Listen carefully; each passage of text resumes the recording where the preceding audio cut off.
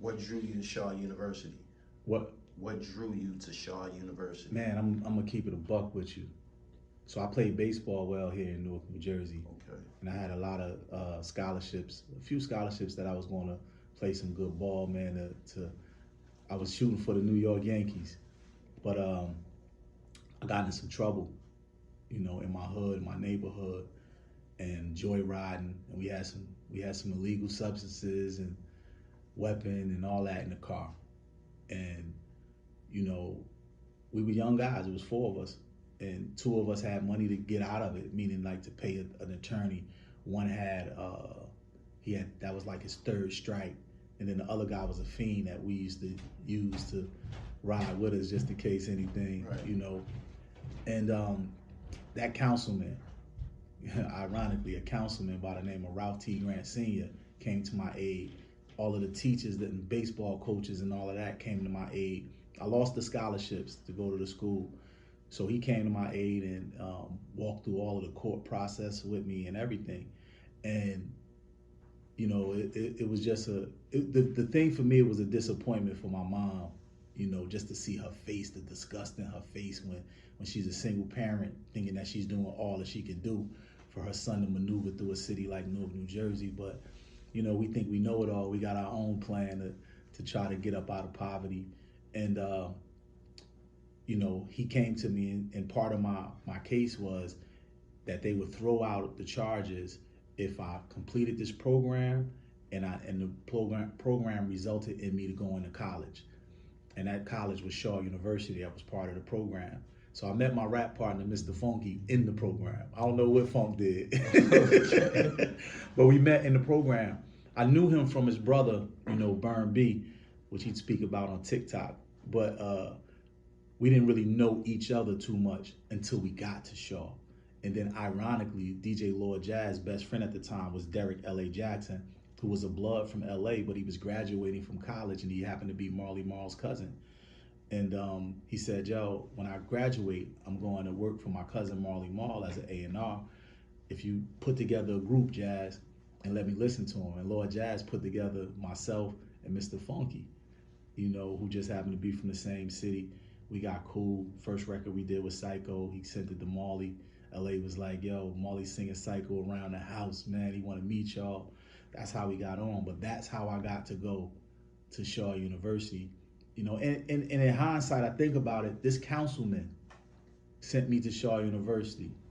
This councilman pledged Alpha Phi Alpha Fraternity Incorporated. Like everything this councilman did, I wound up doing. And now, on May 10th, 2022, C4, Dupre Kelly will become councilman. So it's funny how full circle it is, man. You was so you said y'all was basically putting a group together. He established a group. Was you shocked at the level of talent that your rhyme partner had? Um, nah, I wasn't shocked. I think that Funk he was always a beast. He was always a beast. Marky D, Prince Marky D from the Fat Boys wanted to sign him at first when we was in Raleigh, North Carolina, with a group called Yag Fruit Front. They was out of Raleigh. So I always knew he was dope, man. We come from Newark. And what I mean by that is we always felt like we were so close to New York, but we didn't get the love. We felt like they skipped over us and went to Philly, But we knew what we had here.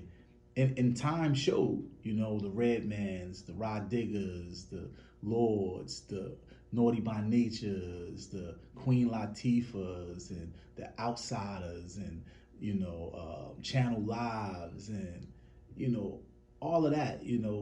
It really showed us, man, that we had it here. So what we believed we were, we were. It was just time. It was just the timing to show that. Even Dre's from Das Effects, it was just time to really show that. So I wasn't.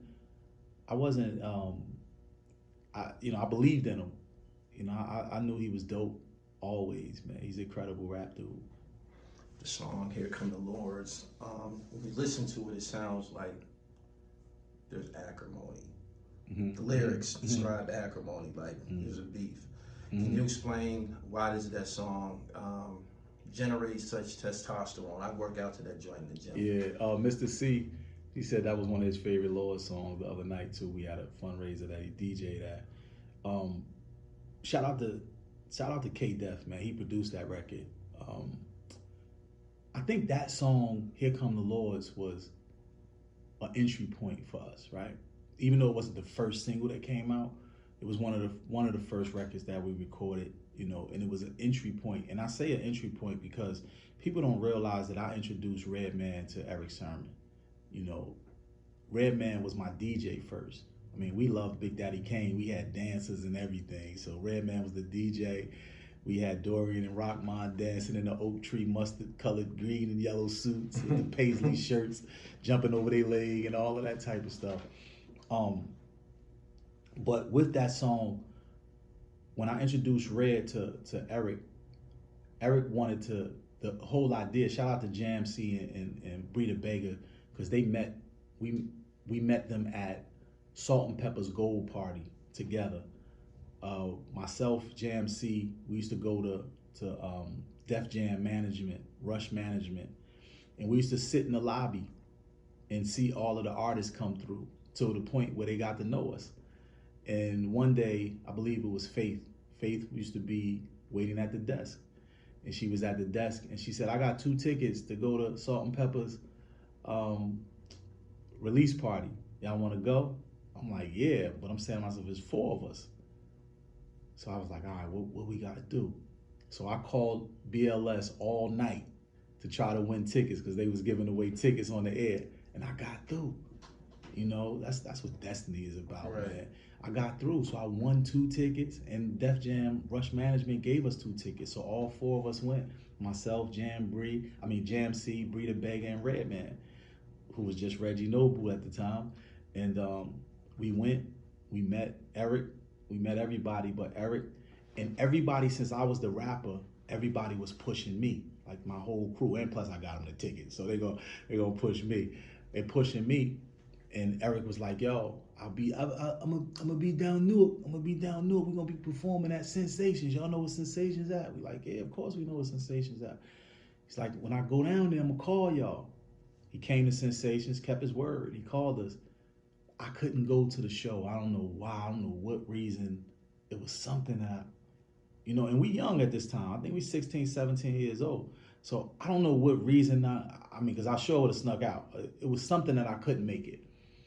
And I told Red, "Yo, you gotta go to the show. You gotta get Eric on board, man." Right. And he went. And when he went, Red was, first of all, was the most incredible freestyling DJ I ever had. Like in the middle of the show, we'll let him rap. And he just freestyle. Always been a beast. And he kicked his rhyme to Eric, and Breeda Bega was like, "Yo, my man can rap too." And he kicked the rhyme for Eric.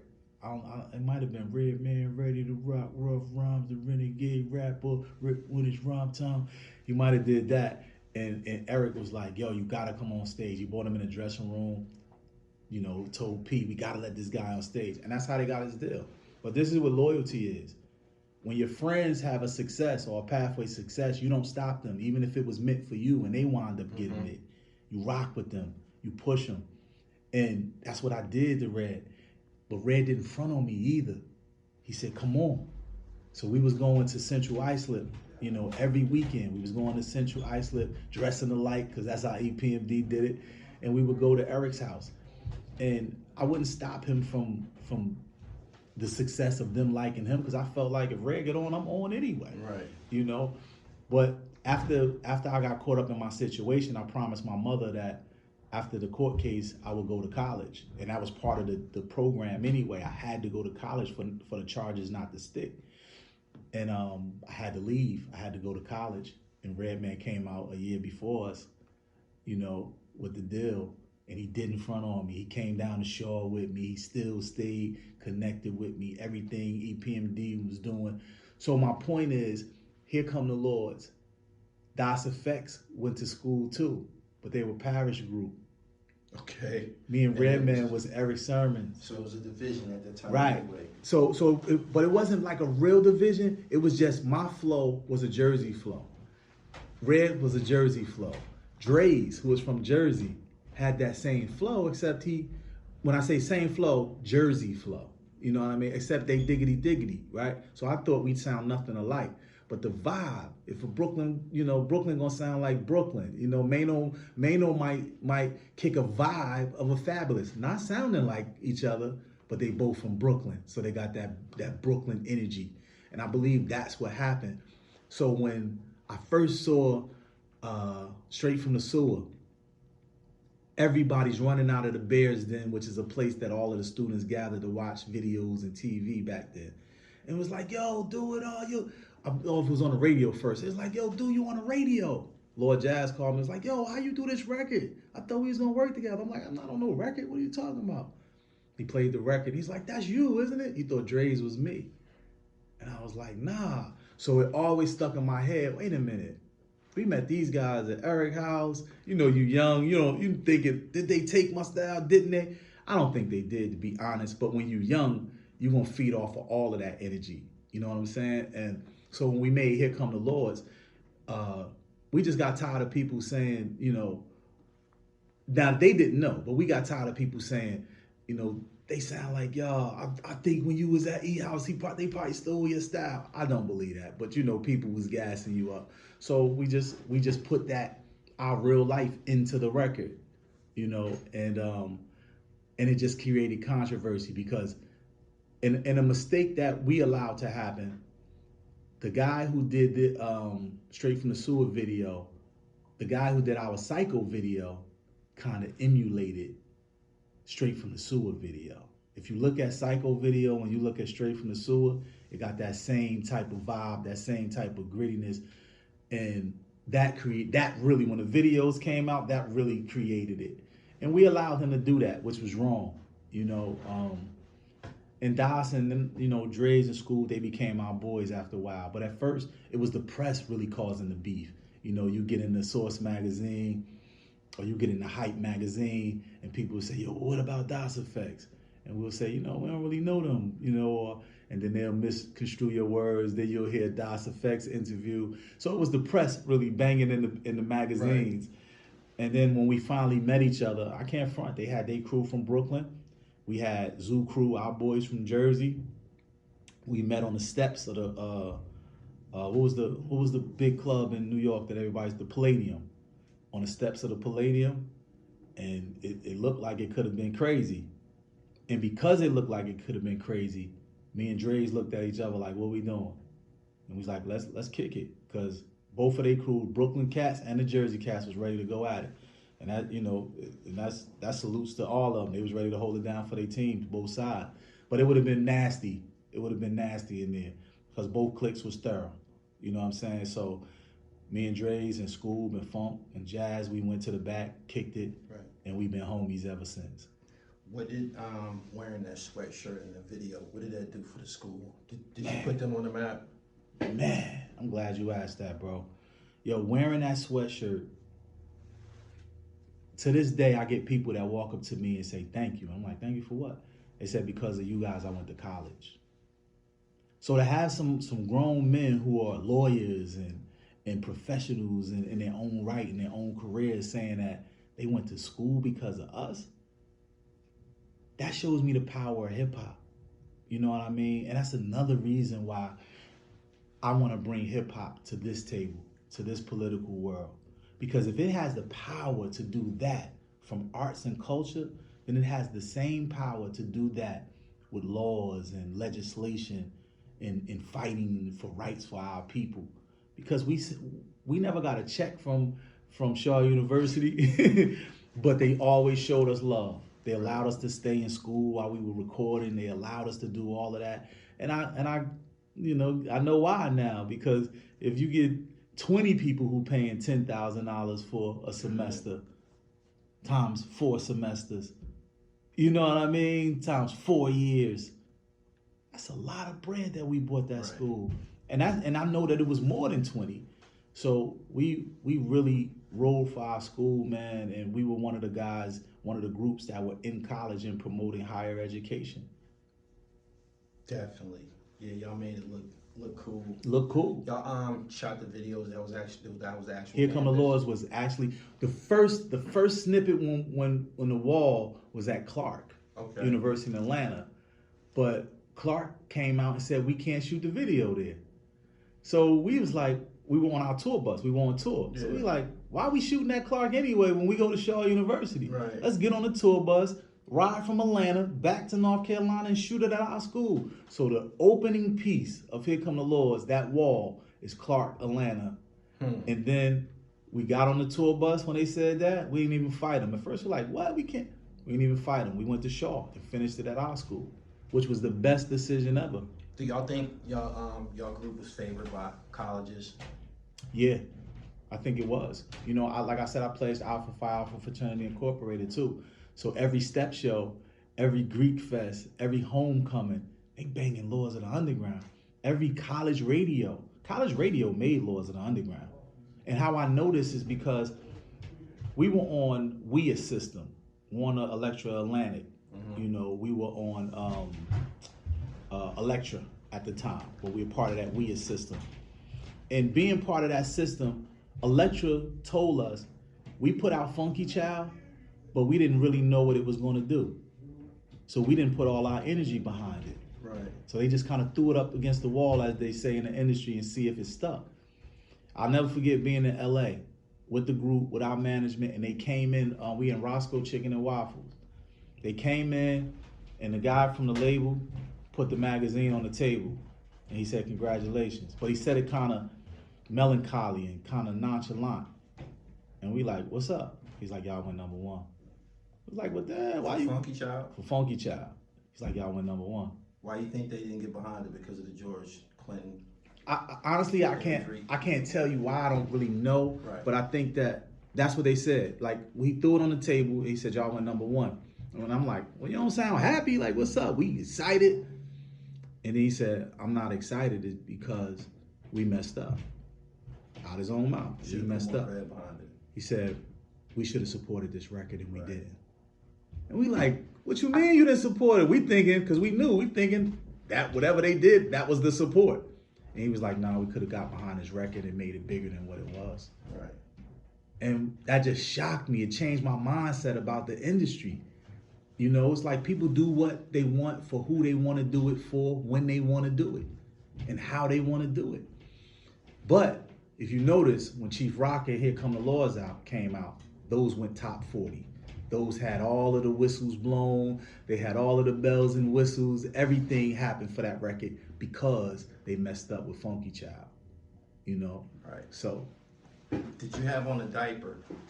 Yeah. In the video? I had on a diaper, man, and I was paying homage to my man, you know. Yeah, give me the history. You know, that was paying homage to my man from Funkadelic. You know, people don't realize George Clinton is from Newark, New Jersey. Okay. You know, I know the West Coast get a lot of love because they use a lot of his samples and they made it popular. Salute to the West. But that sound that the West is using is a Newark, New Jersey sound. You know what I mean? For real, not even stunting. Like George Clinton, he used to live over the Milk Bar in the South Ward. Right. You know, so he was just here, actually, you know, and because I was campaigning, he asked me to come on stage at NJ Pack, and I had a big function and I couldn't do it. And I apologize for that, Uncle George. But yeah, man, I wore the diaper to pay homage to them. You know, that I was a child of the funk. That I was a child of, you know, it was the Funky Child. Did you perform like that in arenas and shit? Man, I should have. That's what Lil Baby got it from. I was about to tell you that. The first time I met him, and it was at the Revolt convention, maybe like 7 years ago. Yeah. And he was standing outside with a diaper on with some Jordans and passing out CDs. Everything that you did in the video, yeah. He did it. And you know what?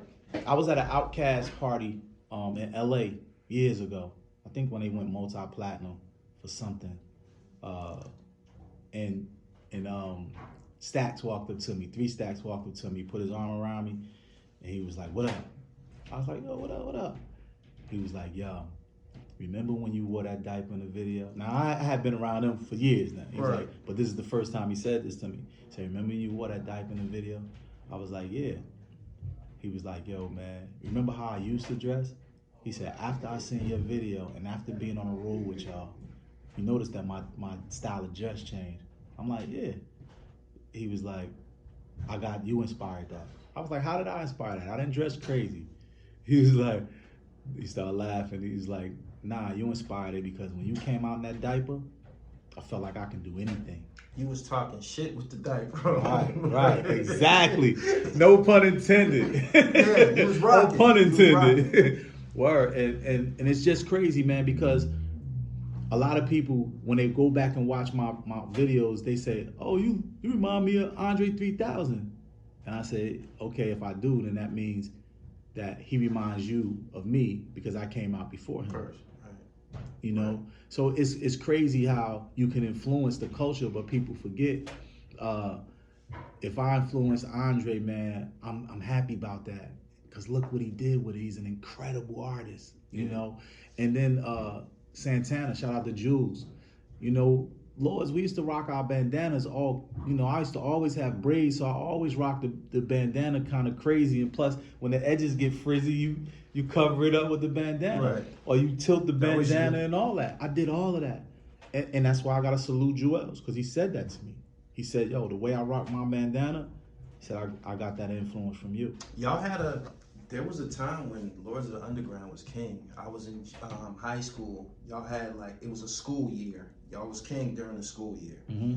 And I noted we was just kind of surviving on Scarfaces at the time.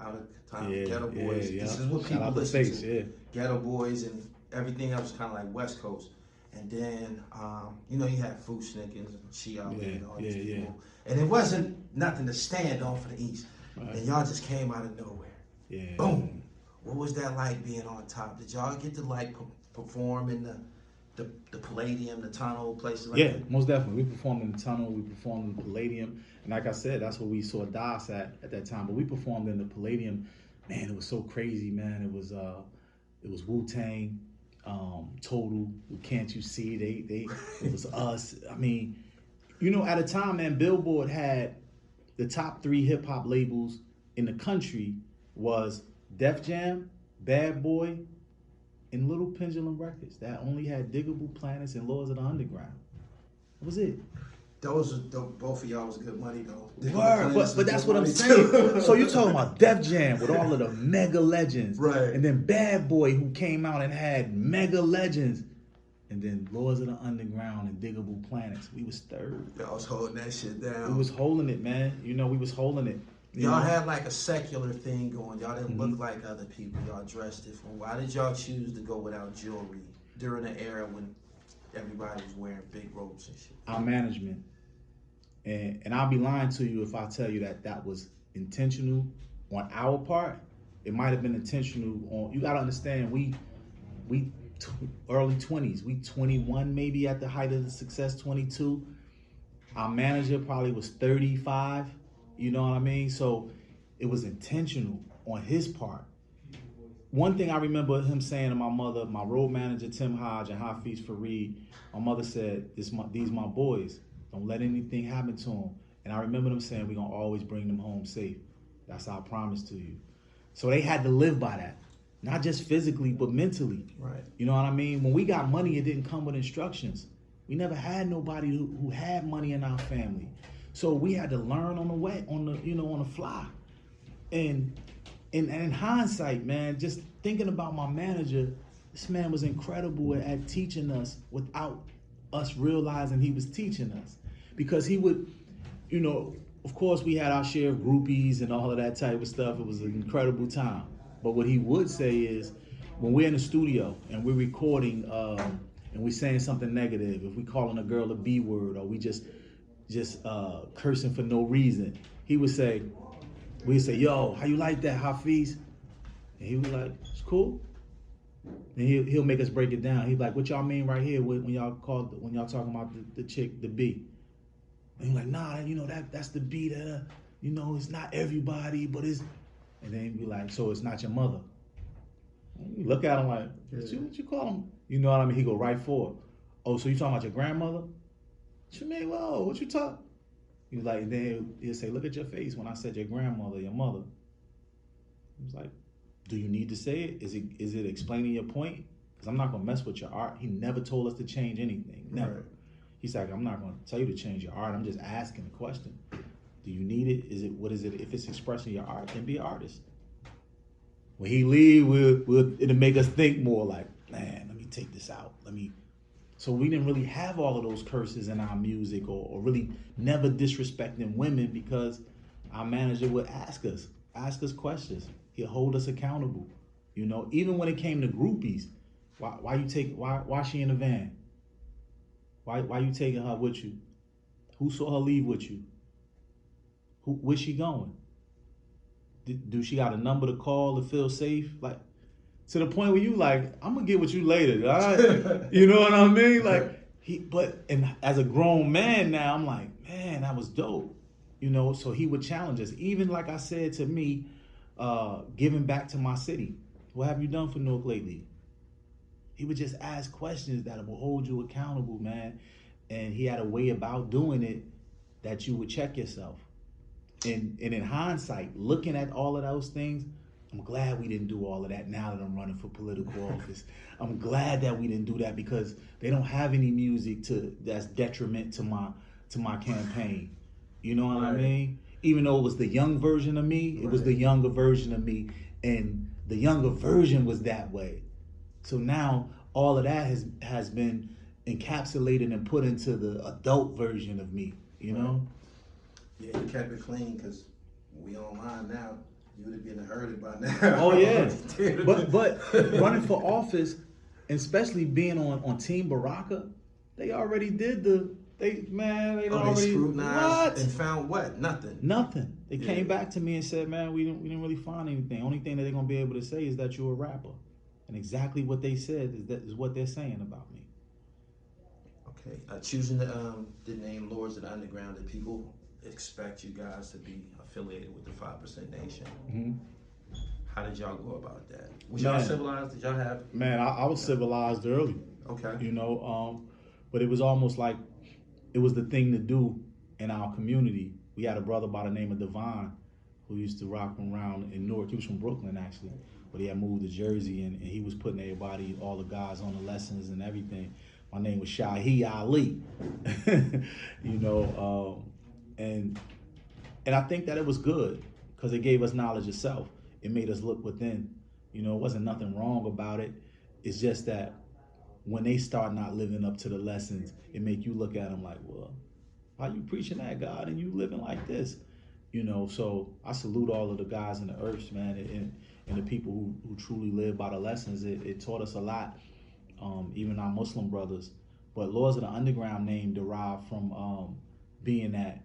Like I don't know if you can see the tattoo, but on the logo of Lords of the Underground, it's almost like the bottom of the arrow is like a pyramid, and it's a fist clenching the arrow, and it's squeezing it so tight, and then on the top of the arrow is a city that represented Newark, New Jersey, or any ghetto city like Newark, New Jersey, that we have to travel through that clenched fist, you know, and the clenched fist was the trials and the tribulations.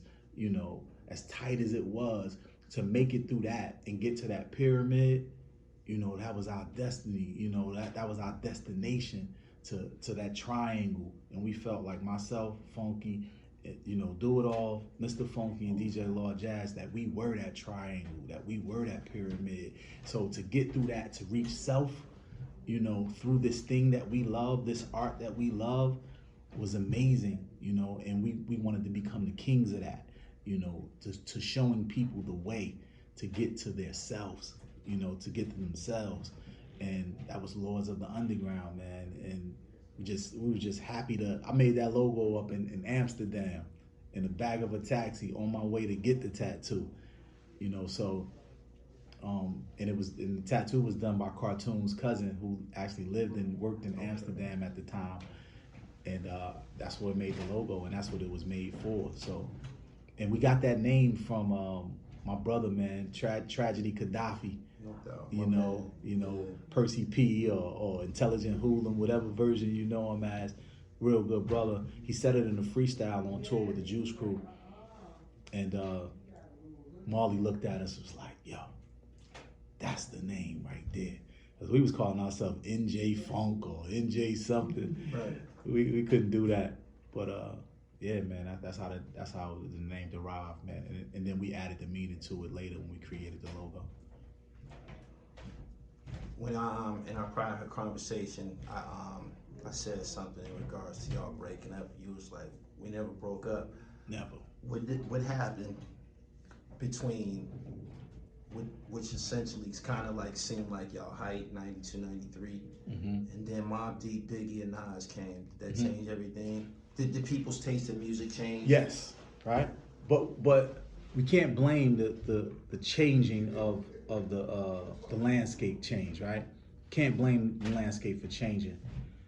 We have to take ownership of not moving with the landscape, right? And what I mean, in hindsight, this is how I see it. Being young fellas and following Ruben Rodriguez, who just passed away maybe last year, who was the head of our label, his thing was he came up with Tommy Mottola. So he was a radio guy. So he knew that having his success was through radio. He didn't really know the landscape of the streets. So he knew that we had a record with Denise Williams, which we won a BET award for, called Faith. Faith won an award and it was a great record, but it wasn't supposed to be the single, right? We had a flip side of that record called Never Faded. And it had our boy Supreme C on that record, who actually married Wyclef's sister, Melky Sadek. We were supposed to put that record out because it was street, and it would have fit into everything that Mob was doing. It would have fit into that. He wanted to play it as a B-side and go with the radio record, which was Faith. But because the landscape was pivoting and making a shift, Faith didn't really work at radio. Now the street records was working at radio. So we skipped over the street record to put out the radio record that if it was a year before would have worked. Right. But it didn't work then. So people started to say, oh, okay, I'm cool on Laws, I'm gonna go over here to Mob. I'm cool on Laws, I'm gonna go over here to this, I'm gonna go over here to that. You know, and that's when it started to be one error. One error. Yep. Damn. Yep. Where were you at when you heard the song "I Can't Forget New Jersey" for the first time? Can't Forget New Jersey. Which one? I did a bunch of Can't Forget New Jersey. Latifah's joint. The New Jersey Drive soundtrack. Yeah. I was so we are on that soundtrack too. Okay. So we got a pre, the album before it came out. So we got the album and we went to watch the movie too. To put our music, we watched the movie with no music in it, so we can put our music into it. So I had heard the record beforehand, and I loved it. Yeah, that was bone chilling. I'm not even from New Jersey. When I first heard it, it's just damn. But shout out to Apache, and shout out to Drift, my man King Kojo, because those were the writers. Okay. Apache, man, and Queen Latifah. Don't get me wrong, she was with it. Yeah, Apache, man, and Drift, man. I just prior to you, I interviewed Positive K, and he was explaining to me that he wrote a lot of records for MC Lyte, and I'm like, damn, man. Yeah. I'm like, damn, and then you just told me that Apache wrote for Latifah. Yeah, most Now, definitely. the whole time that we've been in this hip hop culture was always a stigma attached to people who didn't write. Why was all of this shit kept a secret? Because it was supposed to have been against the rules. And 20 years later, when you hear about it, you're like, damn, man, for real? Like, because we be so passionately convinced about our favorite artists and when it happened. Was that something that just people just tried to keep it on the hush, or was the rules different for females? I think the rules were different for females back then. But if you were a spitter, if you were it was different for females. We always being biased when it comes to females. Yeah, I think the ladies can get a pass. Yeah, the ladies get a pass. But back then, it was faux pas for not a male MC not to write his rhymes. Oh no, right. That was against the rules. Yeah, that was against the rules. But the females got a pass, man. I don't know why until Rod Digger and Lauren. Yeah. Then it started making it. Oh, wait a minute, she's writing better than some guys. So now I'm hearing a lot of girls, when like Remy, Remy Era and all of them, they was writing for themselves. Right. Lady Luck writing for themselves, even Babs from Brooklyn, writing for themselves. But now I think it's back to people writing for each other again. I'm an old head when it comes to that. I want to hear you spit. Right. You know what I mean? From creation to the wax to it's on the radio to it's on the video. I want to see everything. I want to I'm a creator, so that's what I like. What prompted most of the members of the group to move to Paris? What was that about? DJ Lord Jazz, man, he was in Paris, and initially he didn't go out there for no girl or nothing. He went out there because radio wanted him to DJ on the radio. So he was on the radio for maybe 6 or 7 years out in Paris. And he started building these incredible relationships, man, and with promoters and, being on the radio, you meet everybody. And he would say, yo, I got a show for you to come out. They paying this, what? All right, let's go. They paying this, what? Let's go. Right. But what we didn't realize that it was building a new fan base because our stage show was bananas. When it comes to Mr. Funky Do It All and DJ Lord Jazz on that stage, it's a problem, man, and we were murdering Paris, Europe, period, from the UK to Europe to Switzerland to Asia. We were killing them. So because we felt like we were declining in popularity in the States, we said, let's go where the money is. Right. Lord Jazz fell in love out there with a chick while he was DJing, and he stayed. And then he would tell us all the time, yo, come out to Paris, come out to Paris. We said no for a long time. Then I was second. I went out there for a year. I liked it, and I probably would have stayed, but I was in the movies and producing television and movies and acting and stuff like that. So I wanted to get back. And I miss Newark. I wanted to get back to Newark. So after a year, I came back home to Newark. And then years later, Mr. Funky went out there. He was out there for about 4 years. Copped a nice little villa out there. All right. Chilling. And then, that's why we was all out there. But Lord Jazz, I think he did 13 or 14 years out there. Okay. I did see you act, and now that you mentioned that, you played the police in a movie? Did you play the police in the film? Yeah. All right, what film was that? I remember that stood out at me. I'm like, I know this cat, right? Yeah, me and Tretch, actually, yeah. Okay. I played a cop in the zoo. It was a real movie about the zoo crew. Okay, that's what it was. Yeah, I liked that joint. Yeah, and I produced the movie, too. Okay. Yeah, so that was my thing, man. And that's another thing about empowerment, right? I got into that because I wanted to, when I was acting, I've been on every show in New York at that time. I was on Law and Order, I was on Oz, I was on New York Undercover, I was on all of those shows, right? Yeah. So after doing that, I started noticing that all of my brothers, like me, Fredro, Omar Epps, all of us was in the same casting room all the time. Right. My man Tobias Trevelyan, who's blowing up now. And I used to be like, wow. And then after you get a role, you can't get back on that show for 7 weeks. Okay. So I was like, man, this is crazy. So you got to bounce back and forth to LA and then hope, you pray you get a big movie. So I started to say to myself, we need to start producing, because I used to always think the director was the star of the show. He ran the show. Then I found out the producer really runs he runs the landscape of everything. He hires the director, he hires everybody. In accordance with the executive director. So I was like, I want to be the producer. So I started to figure out ways how to produce. And I did it, man. And I started to say, man, resources, that's what it is. So I got all my friends, man, to be in this one movie. What was the name of this movie? Cash Rules. Okay. And I got Zodiac Fish Grease to direct it, who's from Queens. And he was down with Lionel Martin and all of them early on. And he came in and directed, and people was like, yo, what y'all do this movie for? And once I got somebody to do that, then I started to tell people in the hood, yo, I could do your movie for $100,000. I could do your movie for 50. It was like, a movie for that? So everybody started to come to me to produce their movies. But more than the money, it was about utilizing resources and putting myself in the roles that I wanted to put myself in. That's the only reason why I was producing it. Right. So I can create better roles for myself instead of being thug 1, thug 2, this guy who was against the cops and this. That's why I started producing. You played a villain on New York Undercover. I played a dude who was a villain, who was a thug, but got switched into Islam at the end of the movie. Right. Yeah. Right. Please tell, because they from a different generation. Please tell my listeners how big of a deal New York Undercover was. Until you said it, it kind of slipped my mind. But I remember y'all music being on that joint and shit like that. Yo, Mill, let me how tell did you. That happen? Let me tell you how that happened, right?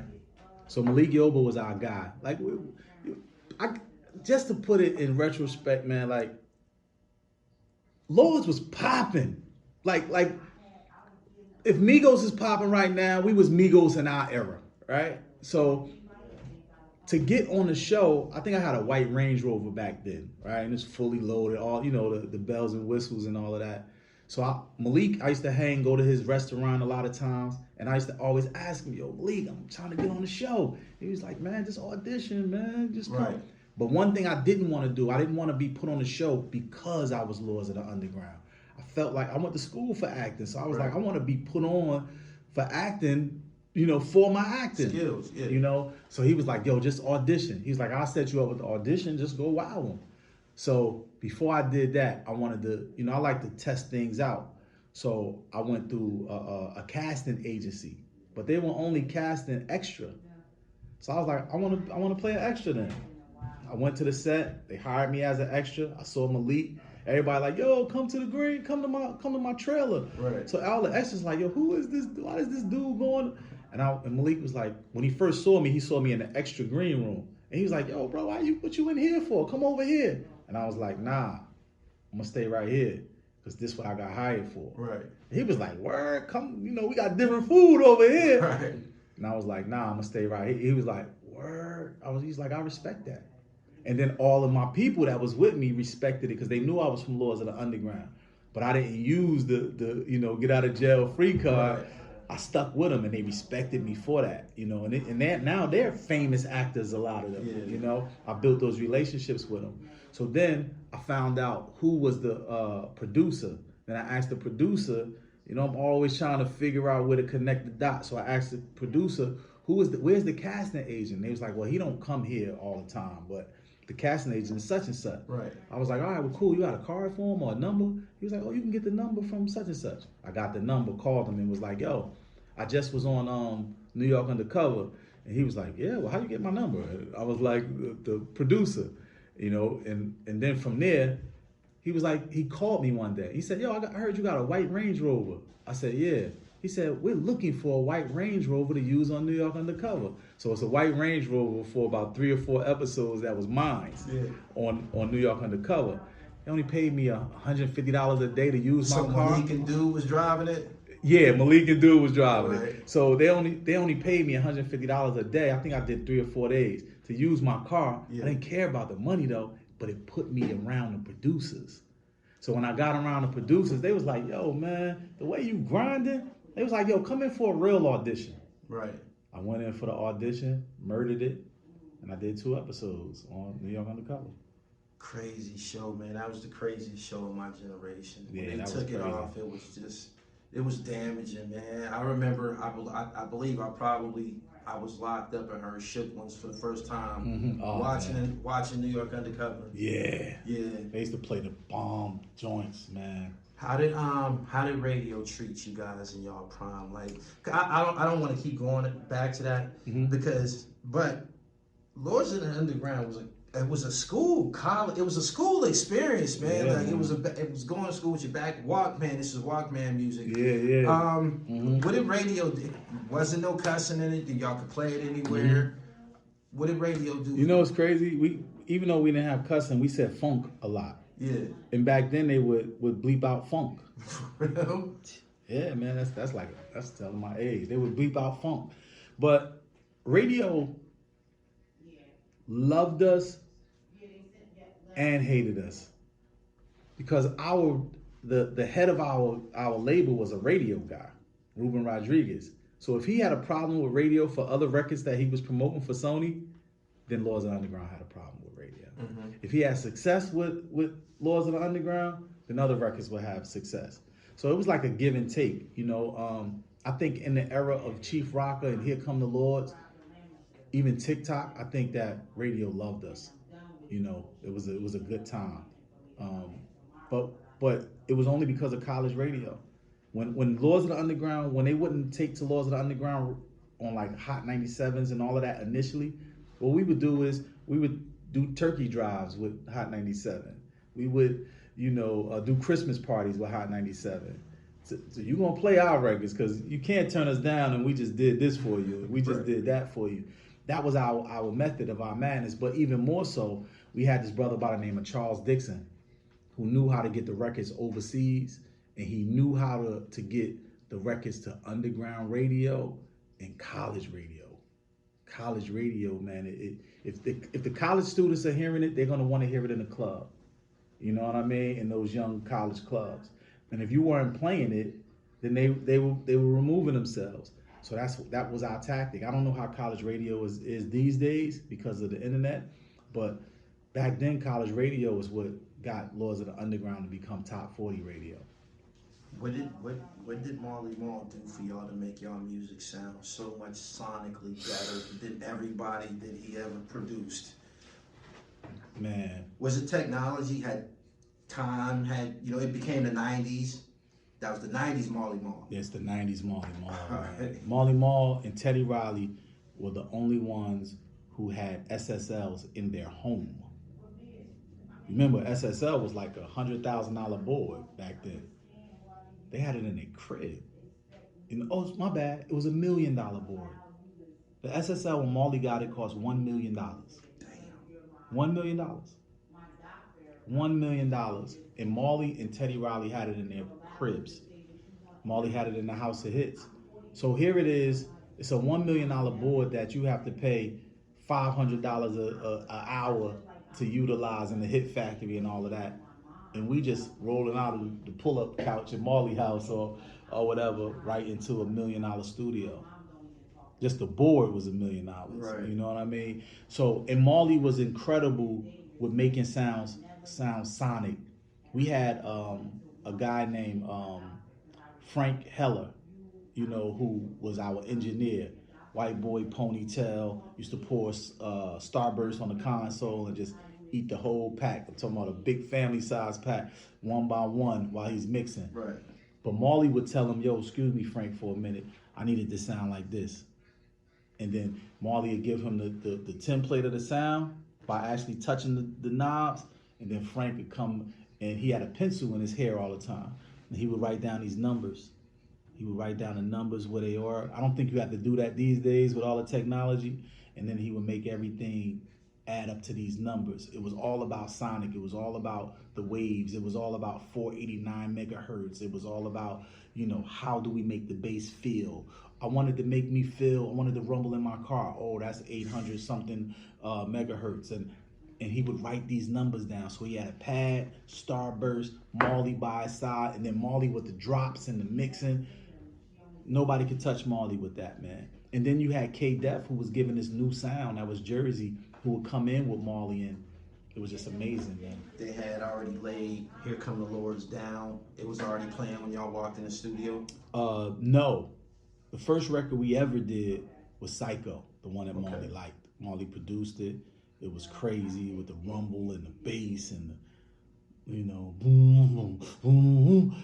Psycho, psycho, psycho. You know what I mean? But you had K-Def who came in and did Funky Child, Chief Rocker, Here Come the Lords, Lord Jazz Hit Me One Time. When he came in with all of that stuff, man, it was just amazing. It was amazing. I appreciate your time, man. People I hear, regular people talking about their bucket list, checking out their bucket list. Crashed through my bucket list. Oh, man. I crashed salute, through it, man. Bro. Yo. I really appreciate this. Salute to everything you're doing, too, with Gully TV, man, because Gully TV, man, if you're not watching Gully TV, you probably not Gully, man. It's one of the illest shows to watch. Salute, man, for representing the culture. Salute to you, man. I'm going to give you your flowers because I love the show. I'm telling you, man, get with that Gully TV. It's real. Get Gully. Appreciate you, my man. That was incredible.